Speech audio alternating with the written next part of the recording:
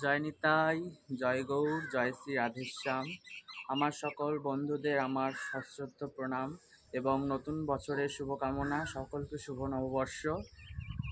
তো এখন চলছে বাংলার 1431 সন। তো এখন বৈশাখ মাস চলছে।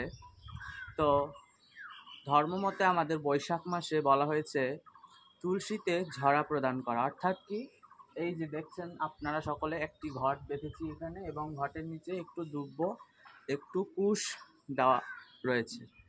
তো এই ঘটে জল দিলে কি, আপনি যতটা করে জল দেবেন, যতটা জল সেই তুলসীতে ফোঁটা ফোঁটা বিন্দু মতো পড়বে, সেই বিন্দু যতটা করে পড়বে আপনার ততটা রাশি পাপ খণ্ডন হবে।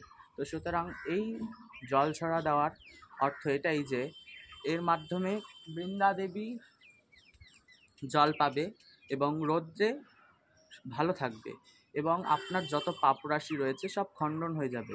তো সুতরাং আপনারা চেষ্টা করবেন এই মাসে যেন জল ঝরা দেওয়ার। যাদের নারায়ণশিলা রয়েছে তারা অবশ্যই নারায়ণশিলাতে জল ঝরা দেবে।